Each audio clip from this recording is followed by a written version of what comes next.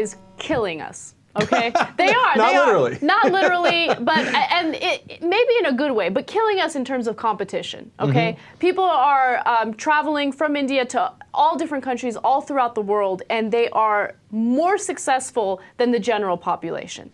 That is true in almost all the countries that they're in. Yes. And it's certainly true here in the United States. It is. So I'm going to give you a couple examples.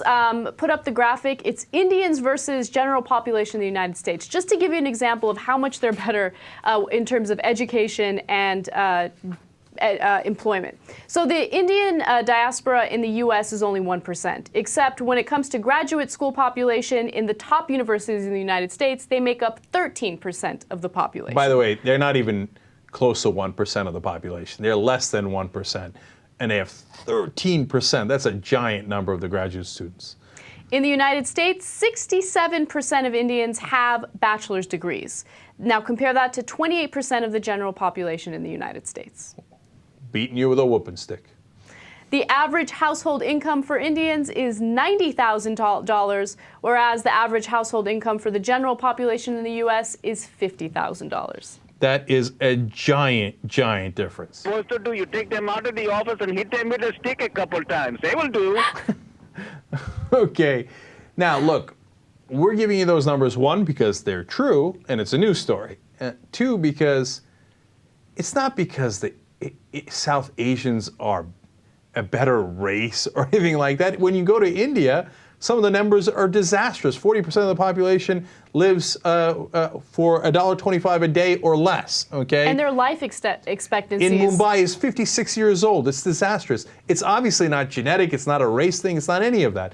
It's that in the diaspora, in the Indian community, there is this work ethic. There's an expectation of going to school and doing exceedingly well.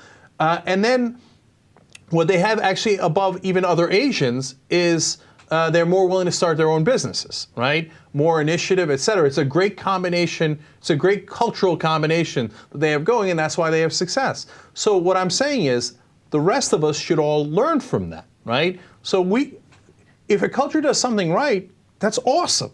We should, adapt that and have everybody do it, right? So Asians should be more willing, other Asians should be more willing to start their own businesses, as an example, right? And certainly you should emphasize education more, which Indian communities do. And the list goes on. And you see the proof is in the pudding. 50,000 versus 90,000.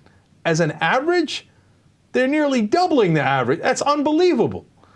So there's something to be learned there. And look, it goes to what I say all the time, which some people take to be controversial. Culture matters. And sometimes you have the wrong culture, sometimes you have the right culture. Doesn't mean overall there's no such thing as this whole ethnicity has the wrong culture. But for example, give you an extreme example, in the cultures that say you should do female circumcision. Well, that culture is wrong, right? In that specific instance, right? And when you say, hey, you know what, you should get a really good education, that culture is right. So let's learn from what we do wrong, let's learn from what we do right. And